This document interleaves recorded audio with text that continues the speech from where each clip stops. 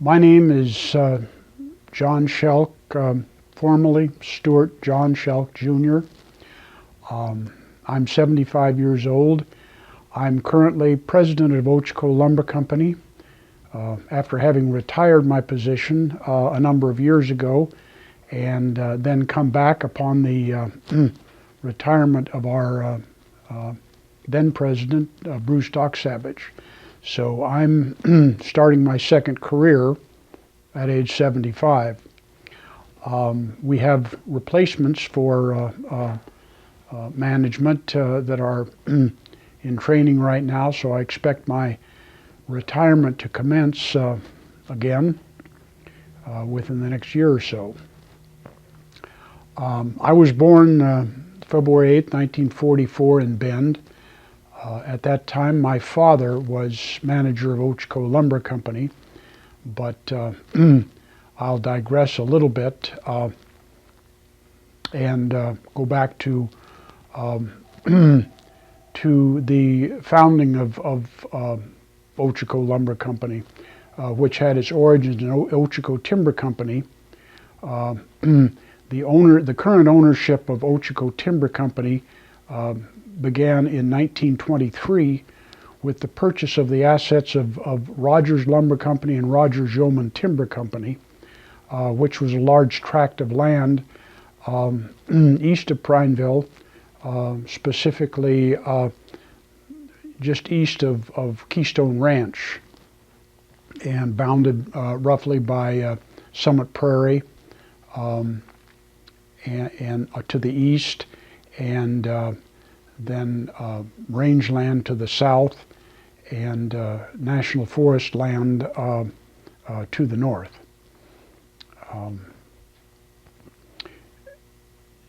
The purchasers of Ochoco Timber Company, or the creators of Ochoco Timber Company, were primarily the R.A. Booth family, Booth Kelly Timber Company of Eugene, the Beaner family from Portland, who were timber owners in the early part of the 20th century. The Collins family, currently Collins Companies, earlier Collins Pine, and my own family, represented by O.M. Clark and the Clark Wilson Lumber Company. And they were from Linton, Oregon, just west of Portland. The Booth family has a long history in Oregon, dating back into the mid-1800s, and the Booth family were the ones that initially made contact with the Rogers Timber Company from Minneapolis, Minnesota, I believe, and negotiated the purchase of the land. The primary financiers of this activity were the Collins family, the Clark family, which is my family, and the Beaner family. And the Booth family was primarily gained their ownership through sweat equity, through finding and capitalizing on the timber deal. It was anticipated upon purchase of the property, which was at that time, if I recall right, about 70,000 acres. It was anticipated that later on in the 1920s that a mill would be built here in Prineville to harvest the timber, and the land would be logged using a logging railroad. There was a right-of-way purchased from the current Ochoco Lumber Company mill site out to the confluence of Ochoco Creek and Wolf Creek, just west of Ochoco Ranger Station, and that was to be the right-of-way for the main logging railroad to come into Prineville. Curiously enough, all of those right-of-ways were reacquired by their owners in subsequent times when we decided not to build a logging railroad, except one piece of right-of-way that currently runs across a ranch that is on Ochoco Creek, just west of Wolf Creek. It still appears on the tax rolls as belonging to Ochoco Timber Company / Ochoco Lumber Company. The mill was planned to be built in the late 1920s. The Great Depression intervened and put the plans on hold for a mill. So the owners of the timberland were faced with the problem of because all lumber companies at that time were undergoing a very difficult time and were awfully short on funds. So we were not able to make the mortgage payments on the original 70,000 acre tract of timberland. The Ochoco Timber Company fell into default, and at that time negotiations were undertaken with the state and the federal government to assist in bailing us out. The eventual objective was to get a mill started in Prineville that would then utilize the City of Prineville Railroad in shipping their lumber to points primarily in the Midwest. After a lot of wrangling back and forth, it was agreed that, and this had to do with both the state of Oregon and the federal government. The Congress appropriated money, U.S. Congress, to acquire a portion of our land that lay generally to the east of the of Lookout Mountain, around the Gray Prairie, Williams Prairie area, and that was to be included in a cutting right that Ochoco Lumber Company or Ochoco Timber Company was going to hold, and it was going to be a sustained yield agreement in which the federal government was going to pledge part of the timber from what then became Ochoco National Forest, and Ochoco Lumber Company Ochoco Timber Company was going to provide timber from their ownership, and together that was going to form the nucleus of enough timber available to start a mill here in Prineville, which then became Ochoco Lumber Company. From 1929 until 1936 or 37 was kind of the period of time that negotiations drug on with the state and with the federal government, until finally in 1937 an agreement was reached, and there was then an agreement to build a sawmill. The sawmill, Ochoco Lumber Company, was built by a different group of investors that were generally associated with Long Bell Lumber Company in Longview, Washington. And it was headed by an individual named John Tennant. That group of investors then came together and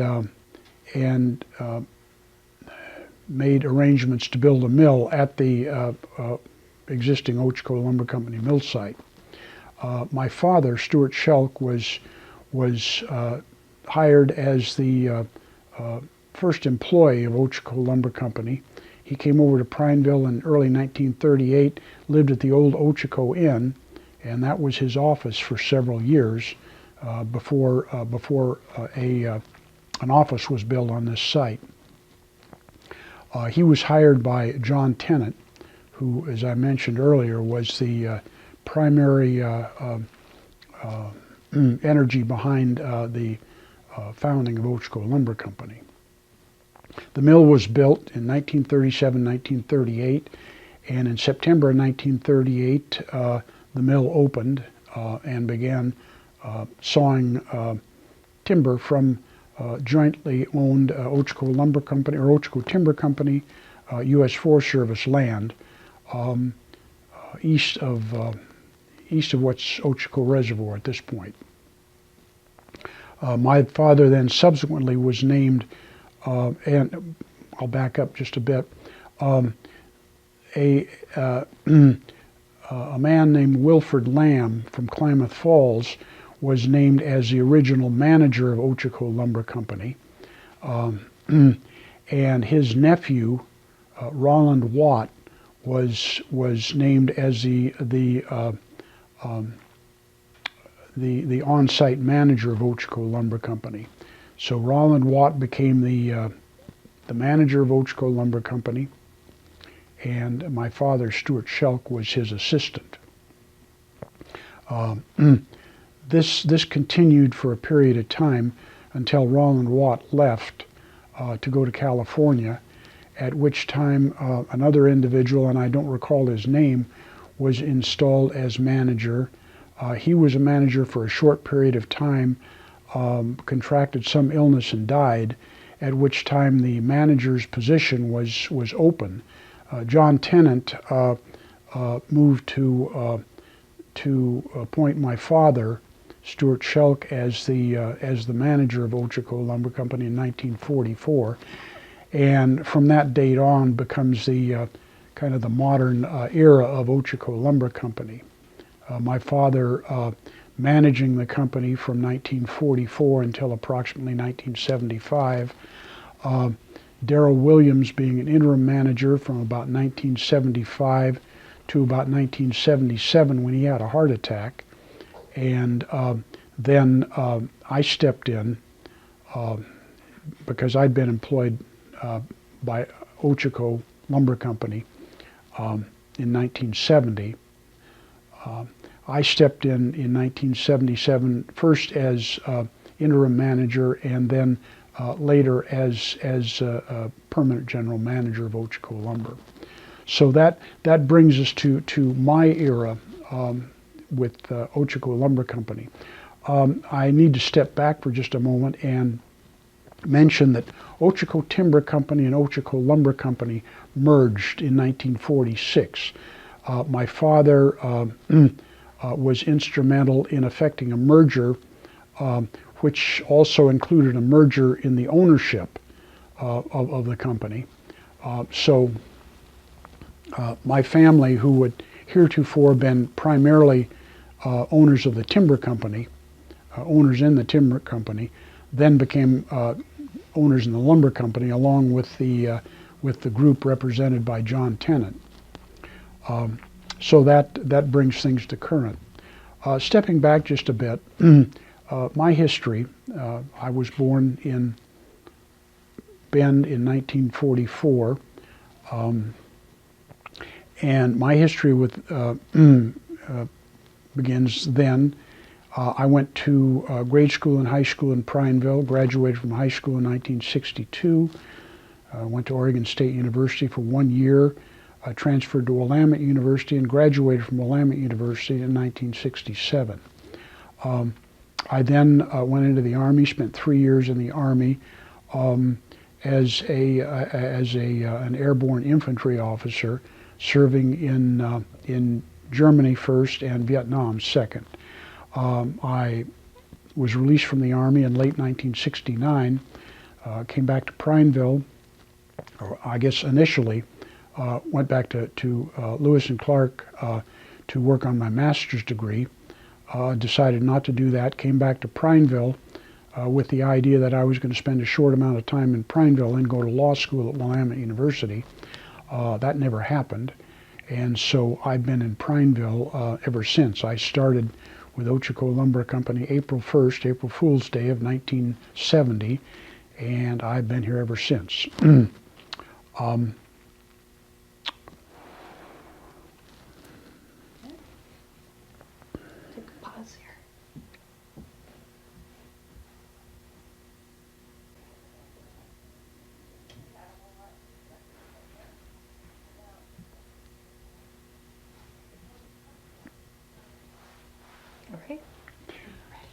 Going back to 1944, when my father was named general manager, there were a number of I guess, competing interests within the company that became even more pronounced in 1946 when the timber company and the lumber company were merged.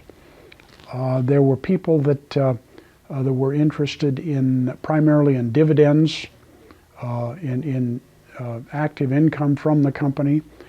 There were other people within the company that were interested in growing the company, and the company grew from a very modest cash infusion. So it had to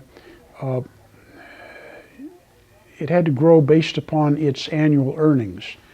My father was notoriously frugal with the dollar, and this showed up later on in various projects that I undertook, in which he considered me to be a relative spendthrift, as opposed to the way that he ran the company.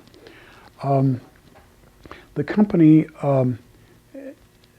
really began to thrive in the late 1940s as there was a demand for housing throughout the United States that was occasioned by veterans coming back from World War II, wanting to start families and wanting to house their families. So the time after World War II was generally a relatively uninterrupted era of expansion within the economy in general, and specifically within the lumber companies that were providing lumber for the expansion of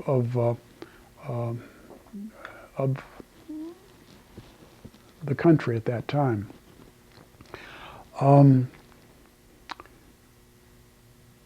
We began bidding. We had originally, with the original agreement with the timber company and the federal government and the represented by the Forest Service, we had timber harvest rights on a certain portion of Ochoco National Forest that included the land that we gave up in 1937. These harvest rights, or cutting right, sustained yield agreement, expired at some point, and I'm not sure when it expired, but I think it was about a 10 or 15 year period of time after its inception in 1937. So at some point we had to begin bidding on timber with other mills that had come into Prineville. Those other mills included Pine Products, Alexander Yawkey, which became later Alexander Stewart, Hudspeth Pine, and later Consolidated Pine.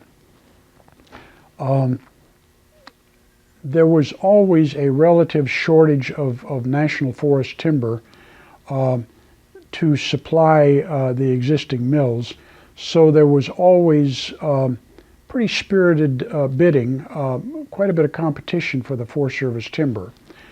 At some point in the 1950s, Alexander Yawkey, who had been cutting primarily on private land, later on became Alexander Stewart, Alexander Stewart shut down. So that, for a short period of time, gave a little bit of a respite to the intense competition.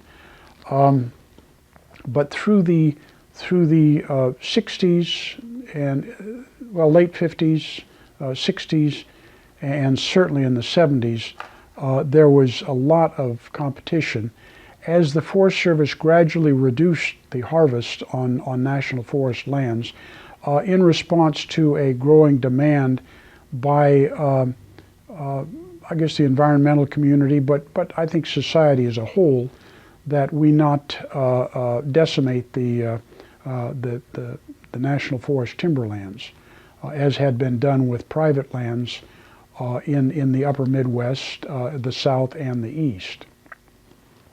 So a new era was beginning to develop, a national forest that was showing itself in generally in a reduction in harvest that was beginning to occur, as I say, in the 1970s, 1980s, and culminating in the 1990s with a very severe restriction on national forest lands. Meanwhile, when I took over in 1977, as manager, it was a time of intense bidding on national forest timber. We were the milling community in Prineville was looking for relief somehow, and so we gradually were reaching out to other locations to find timber. This manifested itself in the sawmill community here in Prineville, which at that time was augmented by an additional mill that was started by, it was a small stud mill. It was started by the Muslim family and then purchased subsequently by Louisiana Pacific. So that added one more mill to the mix and really made things pretty intolerable as far as buying federal timber. Timber was bid up to absurd rates, costs, and there began to be a period of time when just about no one was making money here in the Prineville area because of the intense timber bidding. We began stretching out to look for timber in other locations. We began with going down to the Snow Mountain Ranger District of the Ochoco National Forest, which is near Burns, which had been historically the territory of Edward Hines Lumber Company, which had a large mill in Burns at the time.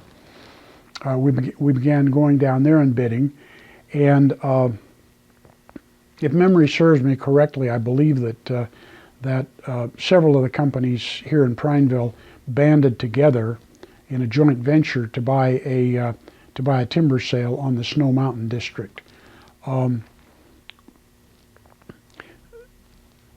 We then began bidding on also on the Deschutes National Forest, which had heretofore been the just about exclusive territory, at least the north part of the Deschutes, of Brooks Scanlon Corporation, a large company headquartered in Bend.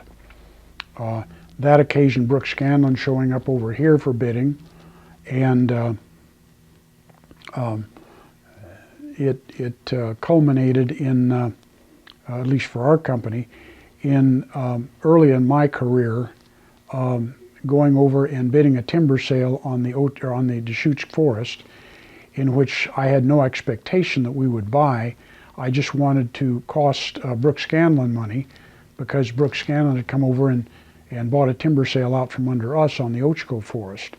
Unfortunately, I miscalculated their intentions and had a large timber sale on the Sisters Ranger District of the Deschutes Forest dropped on me at a disastrously high price.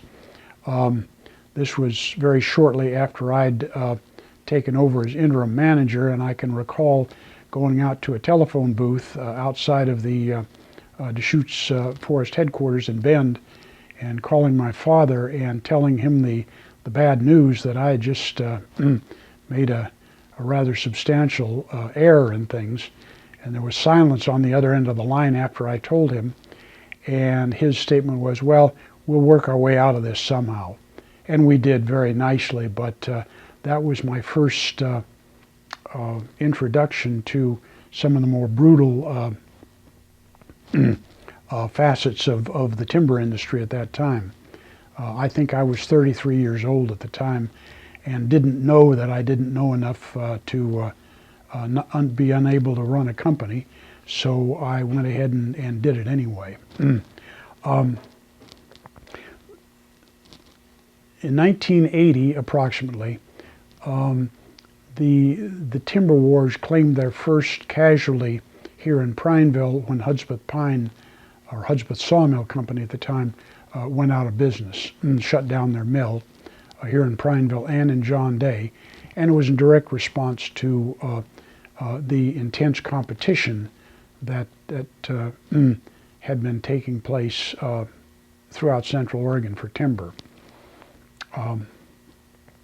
This resulted in a brief respite from the intense bidding that took place, and allowed us to make a little bit of money during that period of time. I might mention that during the entire era that we're discussing, Ochoco continued to make money, Ochoco Lumber Company. This was a result of my father's very frugal management of the company, in which he had accumulated a pretty large amount of cash held back as a cash reserve and invested in municipal bonds, which were non-taxable. So whether we made money on operations year in and year out, and I think most of the time we did, although in some cases it was very slim, we then had the income from a very large municipal bond portfolio, which ensured that every single year from 1938 to 1993, or through 1993, Ochoco Lumber Company consistently made money. So there was a long string of profitable years in which other companies were losing money, ultimately going out of business. And then there was Ochoco that continued to do moderately well throughout all of this. During this period of time, I, along with our forestry staff, initiated a number of initiatives to find timber from outside the area. We purchased timber sales from as far away as the Umatilla National Forest in northeast Oregon, to some large purchases of timber on the Yakima Indian Reservation. This led to our being able to supply our mill with marginally profitable timber while not having to bid disastrously high prices here in Central Oregon. That period was somewhere around 1980, 1981, and if memory serves me, we probably lived 70% off of timber from the Yakima Reservation for at least 1 year. This was a curious situation that everyone else in Prineville scratched their heads at, wondering how in the world can Ochoco do this. And it was not a good deal, but it was one that prevented us from having to buy the high-priced timber that later on took everyone else down. During the period 1977 to into the mid-80s, we went through a continual upgrading of the equipment in our mill here in Prineville, which, as I say, started out from the 1938 from the original mill, and gradually we upgraded equipment centers, or production centers, and computerized the mill, and so brought it into the modern era. I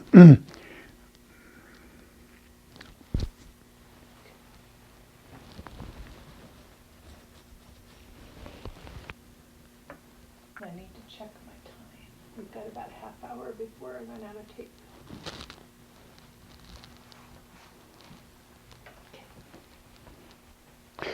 Moving into the 1980s, and keep in mind that we had lost Hudspeth Sawmill Company, so there was a slight reduction in the intense competition for timber. However, the environmental movement was gaining strength throughout the nation. It was the spotted owl was the first harbinger that we saw here in the Northwest of an active environmental movement that was determined to significantly modify the harvesting of timber on public lands. While the spotted owl was a Western Oregon or a West Side phenomenon, we had similar pressures brought to bear east of the Cascades, having to do with everything from the bull trout to pine marten to a variety of other species that were largely what the environmental community called indicator species of a declining forest health. In other words, we were harvesting at an unsustainable rate in the old growth timber east of the Cascades. East of the Cascades has much slower growing forests than west of the Cascades, and so these old growth pine trees primarily were being cut down at a rate that was far surpassing that in which they would grow.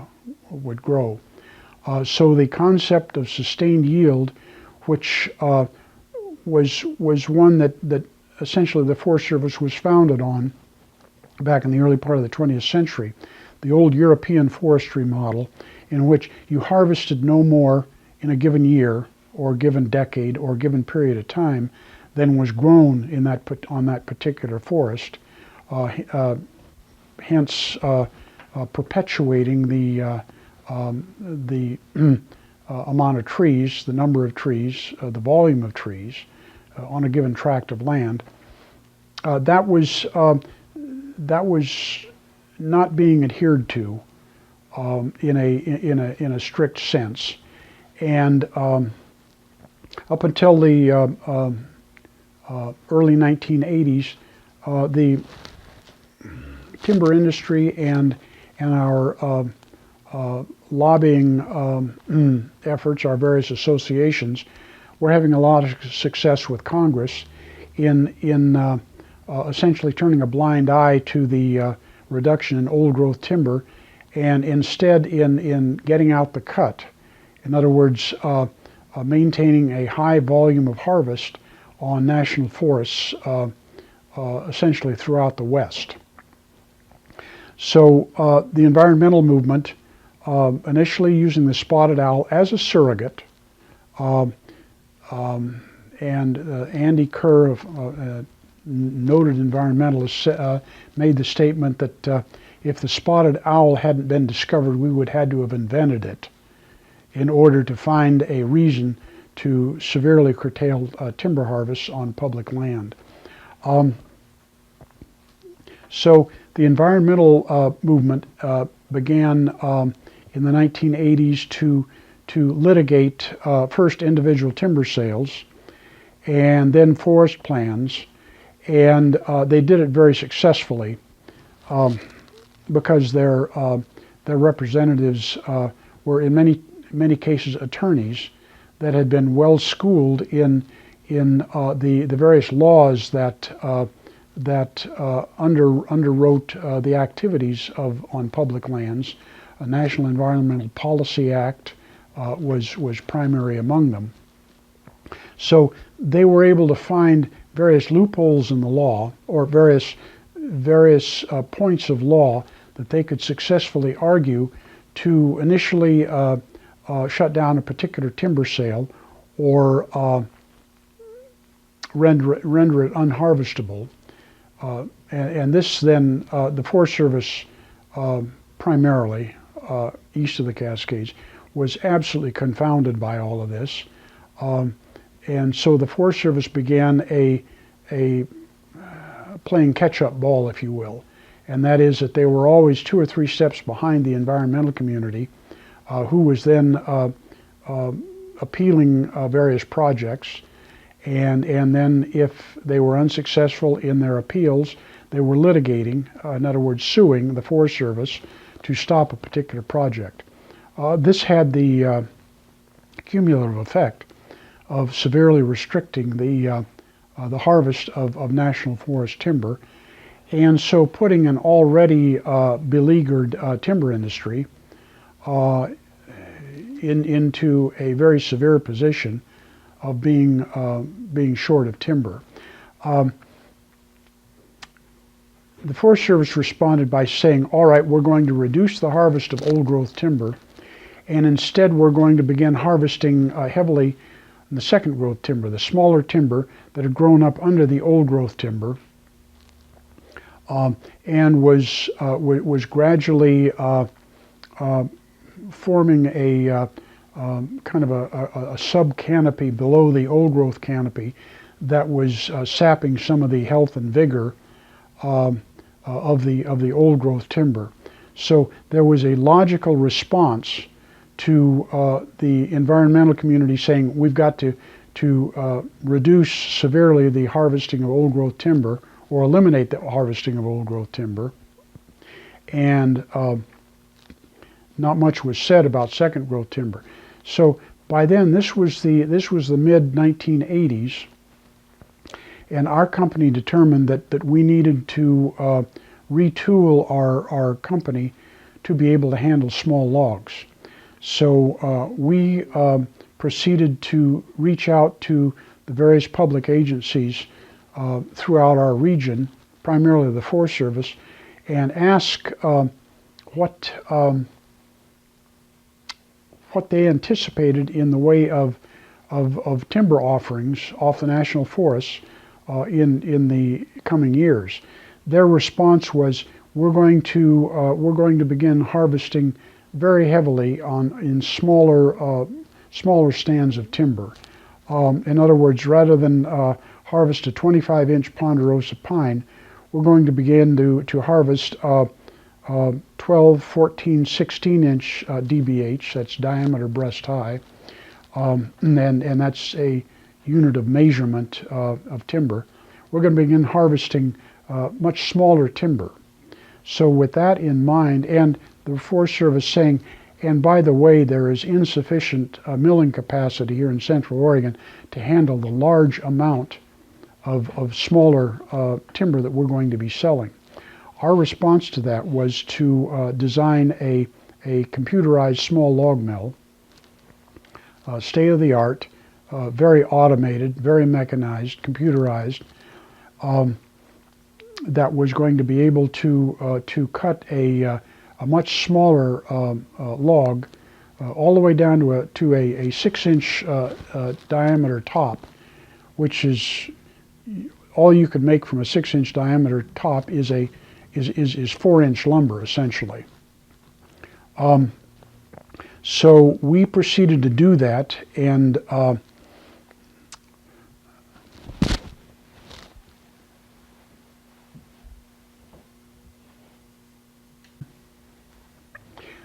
so I need to digress a little bit and go back to the early 1980s, specifically when Hudspeth Sawmill Company shut down. That left a bit of a gap in milling capacity on the Malheur Forest, headquartered in John Day, Oregon. We saw this, and at the same time, Edward Hines Lumber Company, and I mentioned them earlier as having a mill in Burns and coming under a lot of pressure when the Prineville mills started bidding on the Snow Mountain Ranger District. Edward Hines put itself up for sale in the early 1980s. We were active bidders on one of the mills that Edward Hines owned. Subsequently, we were unsuccessful in doing so because we couldn't reach an agreement with the who was doing the primary purchasing of Edward Hines lumber. So we chose to build a mill in John Day, which we subsequently named Malheur Lumber Company. We started construction, if memory serves me correctly, in 1982, opened the mill in 1983. That mill currently has been operating for over 35 years continuously, and is the only mill at this point in Grant or Harney counties. In subsequent years, the Edward Hines mills that were sold both in Burns and in John Day have shut down, along with the mill in Prairie City, also shut down. As I say, leaving us the only sawmill operational in Grant County, Harney County, and for that matter, Baker County as well. So we undertook to build a mill at John Day, seeing an opportunity in competition in John Day for national forest timber. The Malheur Forest is a larger forest than the Ochoco National Forest, and as I say, we saw a real opportunity there. So we put together an Oregon Department of Revenue bond for approximately $6.5 million to finance the construction of the mill in John Day, and then subsequently opened the mill in 1983. As I say, it's been operating continuously since then. And I need to back up just a little bit at this point, and because the question would come to mind, well, now wait a minute, you said your father put together a large municipal bond portfolio. Why didn't you use that money to finance the construction of Malheur Lumber Company, as opposed to going out and negotiating bonds, putting us in bonded indebtedness for a number of years? The answer goes back to, as I mentioned earlier, the diverse interests of the owners of Ochoco Lumber Company. We were, and probably still are, a rather curious entity in that we had then in excess of 120 owners in the company to pick a number, the 1970s. There, as with any company, competing interests in the company. Some people wanted dividends, other people wanted to grow the company, and we were faced in the 1970s with a new challenge to our ability to buy public timber called the Small Business Administration and Small Business Set-Asides on National Forest Timber.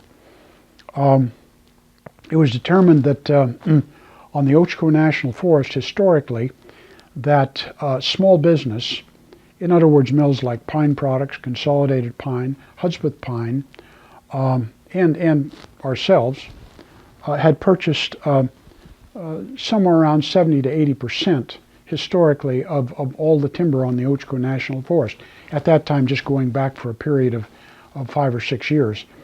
So that amount of timber was set aside, that proportion of timber, percentage of timber harvest was set aside for bidding strictly by small businesses.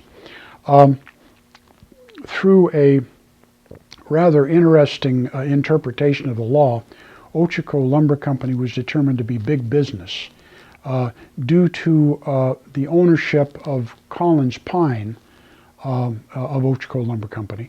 And Collins Pine at no time owned anywhere near controlling interest in the company, but there was the other mills in Prineville had essentially ganged up on us and had hired attorneys to make the argument that Collins Pine indeed controlled Ochoco Lumber Company, hence we were a big business. Well, after making several appeals and fruitless arguments against this, we determined that we, in order to survive, we would have to buy out the Collins family. They were at that time the largest owner of the company. We then went through some very tortuous negotiations with the Collins family in the late 1970s, culminating in our buying the Collins family out, but having to liquidate the entire municipal bond portfolio to do so. So after we bought the Collins family out, we were essentially we essentially had no cash reserves, and we're obviously facing very challenging times in the timber industry. So fast forward again to Malheur, the building of the Malheur mill in John Day. We negotiated state of Oregon revenue bonds in order to finance the construction of Malheur. We bought a lot of used equipment to put into the mill because we had to live under an expenditure cap as a provision of negotiating the bonds with the state of Oregon. We had to live under a very stringent expenditure cap that resulted in us having to buy a lot of used equipment to put in the mill, and also do some very creative financing and creative equipment movement in order to stay under that cap. If I recall correctly, our primarily log handling piece of equipment over there was a large Terex log machine that we had here at Prineville, that we essentially loaned to Malheur at no cost to keep our cost of equipment down within the required level. So we did a lot of creative activity to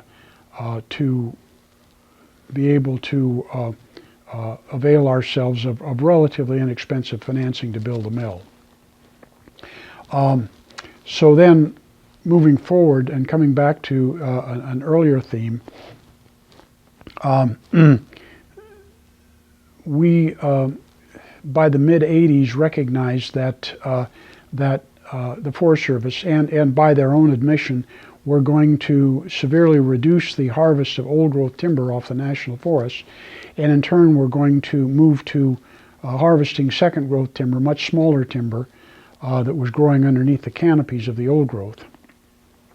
So with that in mind, we canvassed the various national forests in Central Oregon and came to recognize by their statements that they were very soon going to begin selling the predominance of their sale program was going to be in small timber. So that occasioned us building our small log mill here in the late 1980s, which, as I mentioned earlier, very computerized, very automated, which did a very accurate job of sawing small logs. At the time we put it in, it was easily the most sophisticated mill that had gone into Eastern Oregon up to that particular time.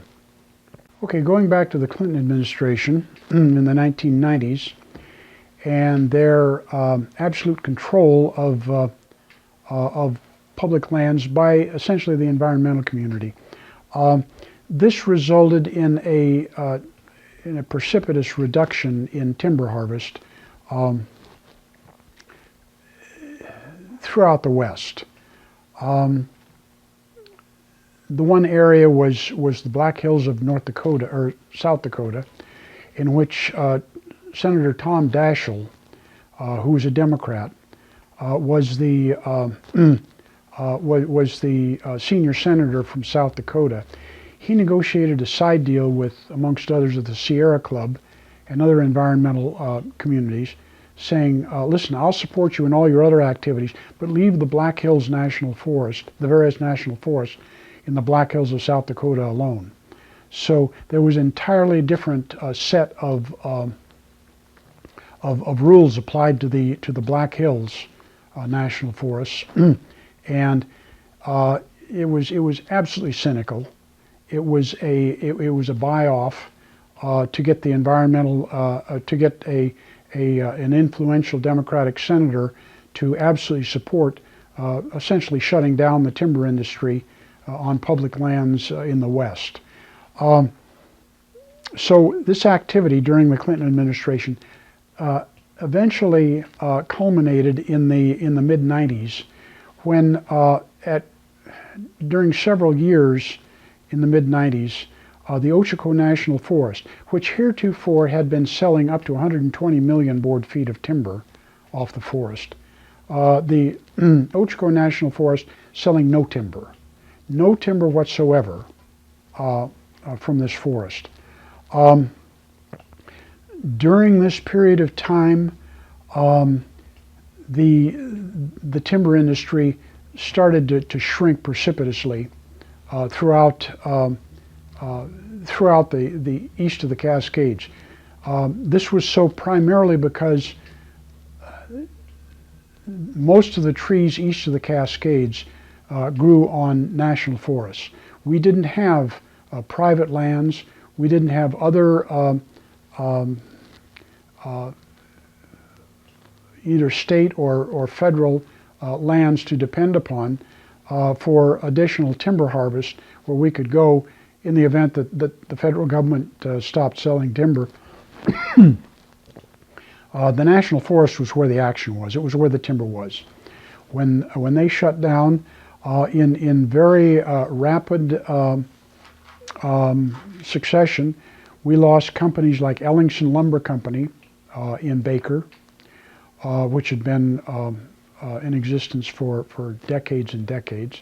We lost the mill in Burns, they called Snow Mountain Pine, and it was the old Edward Hines mill. And we lost 2 additional mills in John Day. In addition, coming to Prineville, I mentioned first that we lost Hudspeth in about 1980, followed by Pine Products in 1993, followed by Consolidated Pine in about 1995.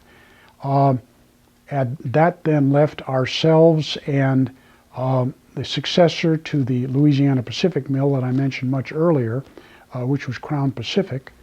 And we had gone together with Crown Pacific to buy out first the Pine Products Mill and their timberlands, and then next the Consolidated Pine Mill, until eventually there was just ourselves and Crown Pacific left in Prineville. Crown Pacific also owned the successor mill to Brooks Scanlon in Bend, and the Gilchrist Timber Company mill in Gilchrist. This then, once we whittled the number of mills in Prineville down to 2 of us, logic would have it that 2 mills could succeed on timber available, whereas 5 mills earlier could not succeed. That was not the case, because with virtually no national forest timber sold, we were struggling to get by on private timber and whatever else was available. And Crown Pacific, being very well financed, being a large public company, were outbidding us on virtually everything that was being sold, both private and other timberlands. So in about 2001, ourselves and Crown Pacific shut down just about the same time. Crown Pacific ended up, I believe, whether it went through bankruptcy or some sort of reorganization, but they ended up owing somewhere around $500 million. So in their illogical bidding against us, we knew that they weren't making money. We had no idea it was quite as severe as what it was. But in any event, so 2001 or so, Ochoco shut down here in Prineville after operating since 1938. We were able to hang on to the mill in John Day because the other mills at that point had shut down, and there was enough private timber plus a little bit of Forest Service timber being sold on the Malheur Forest to keep us going.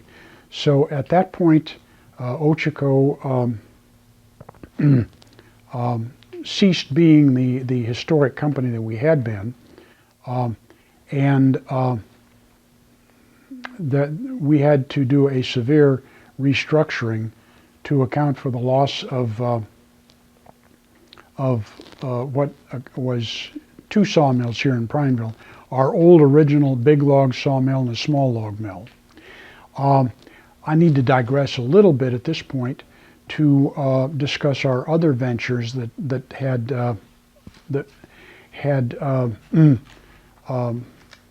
come about in the early 1990s, when we recognized that our revenue was going to take a bad hit if we didn't somehow diversify. We did this by in diversification.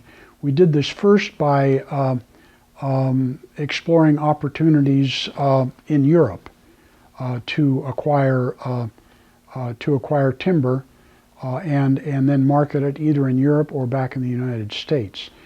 This I went to Lithuania in 1993 in response to an invitation by a Lithuanian national who was living here in the United States, and at that time met the president of Lithuania and a number of very influential people within the country. It became apparent that Lithuania, who had just recently achieved independence from the Soviet Union, was a very strategically located small country, a third the size of Oregon, with about the same population as Oregon at that time, 1993, of about 3.5 to 3.8 million people. Lithuania had somewhat of a timber resource, but more importantly, they were located right on the main rail line that ran from Moscow to Kaliningrad, which was a Russian enclave that accessed onto the Baltic Sea, an ice-free port.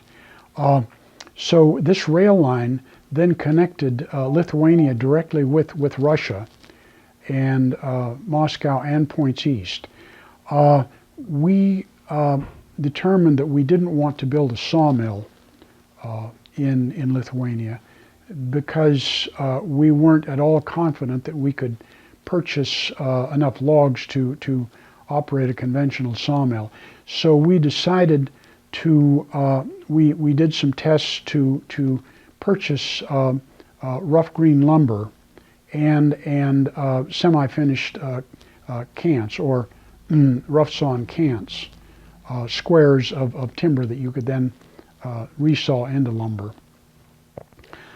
From a variety of locations, Russia amongst them, Lithuania, Latvia, Estonia, Belarus, and down into northern Ukraine. We did this as it evolved and developed. We did this purchasing through various agents that we then hired, and each of these agents had a group of sawmills under their representation, and these individual sawmills, located, as I say, in the various countries that I mentioned, then supplied rough green lumber to our plant in Lithuania. It was brought in via rail on that the rail line that I mentioned that ran from Moscow to Kaliningrad, and conveniently ran right by our plant location in Kupiškis, Lithuania, which is in northeast Lithuania. We put in dry kilns, lumber sorting facilities, and a planer, and packaging and sorting and shipping facilities in Kupiškis, Lithuania.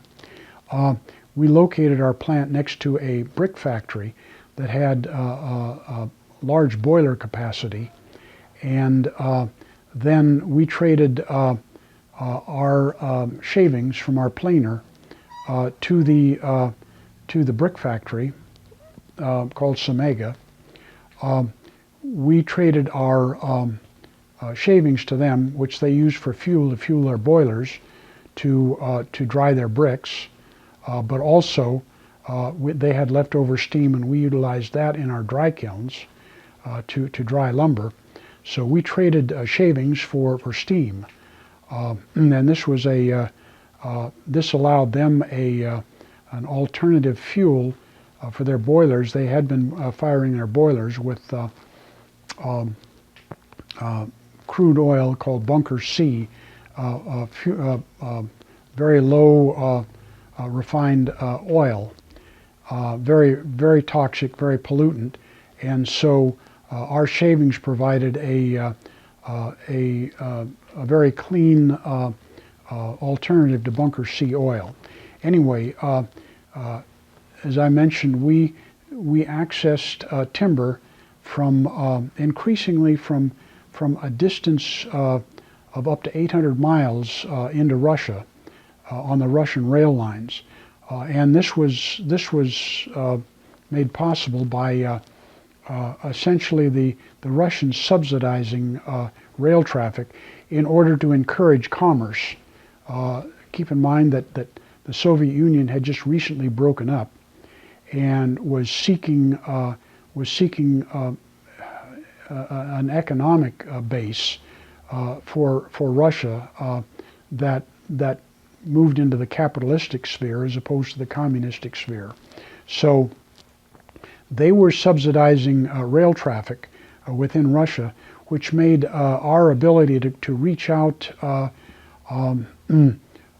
very, very far distances from Lithuania at a very reasonable transportation cost.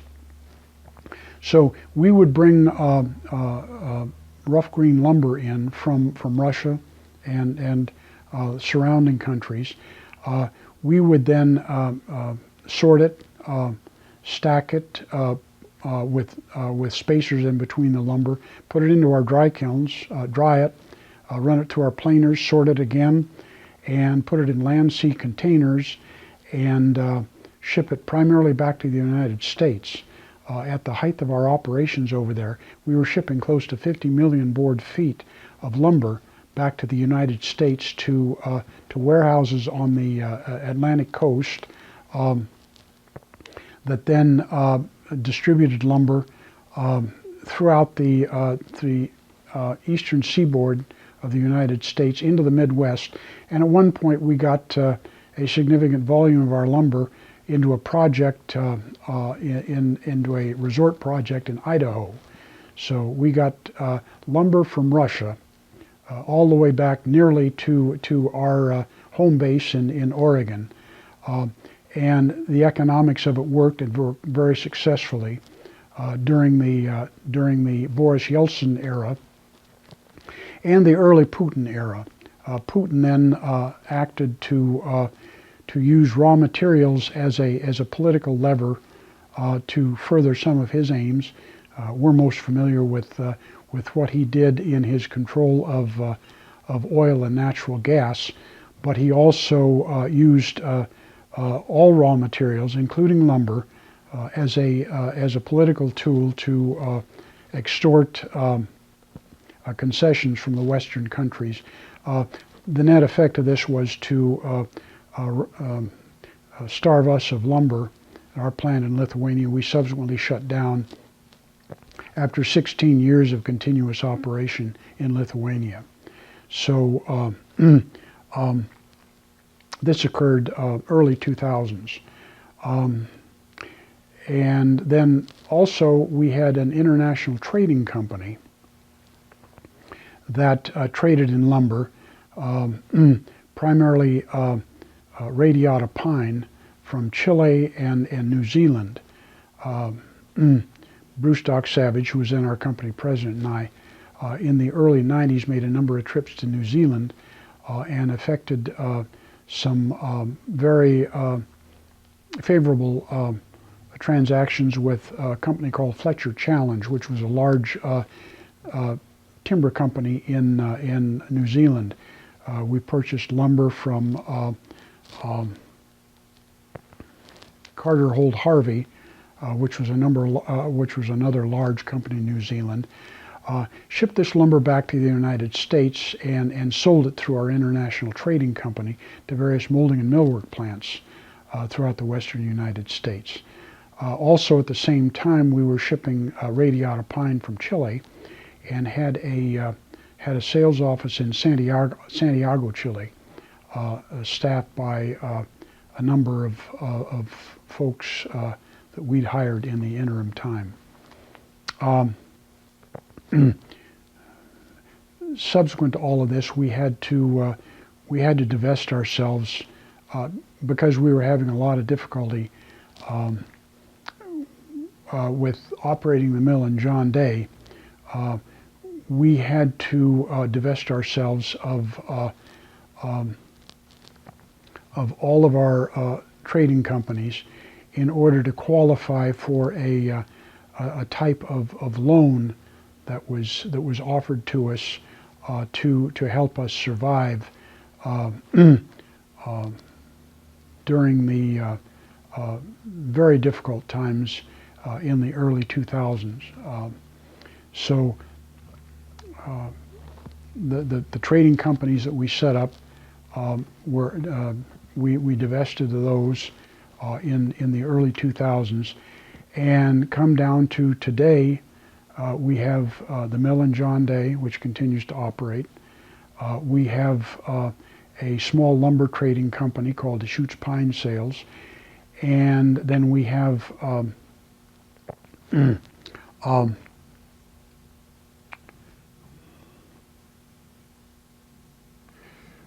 the property that Ochoco Lumber Company was originally on, which we're in the process of slowly developing in mixed-use real estate, plus a small piece of timberland remaining in Grant County, and that brings us up to date. And there's many more nuances of the tale of the story of Ochoco from 1923 until 2019. We're coming up on 100 years of existence. But overall, it's a tale of survival and of reinventing ourselves a number of times, of going from intense antagonism with the environmental community to eventually cooperating with the environmental community, specifically Andy Kerr, to create legislation with Senator Ron Wyden that he introduced onto the floor of the Senate about 12 years ago in the form of a timber bill that was going to cover national forest management east of the Cascades in Oregon. It was subsequently rejected on the Senate on the floor of the Senate, which spoke more to the dysfunctional nature of Congress than to the quality of the bill that was offered, which was a true collaboration between the timber industry and the environmental community, which in itself is a story that would take up hours of recorded time. But as I said earlier, Ochoco Lumber Company is a unique study in survival as we look at ourselves today and find ourselves to be the oldest surviving lumber company east of the Cascades. Everyone else has sold to someone else, gone out of business, and we virtually are the oldest survivor east of the Cascades. And that brings us to date.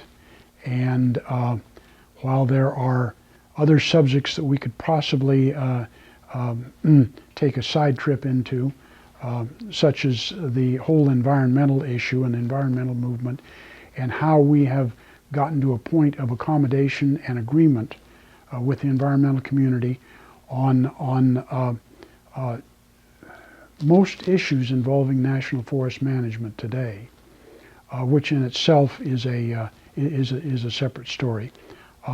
It nevertheless There's many gaps in my story and many side trips that we could have taken, but that's my story and I'm sticking to it.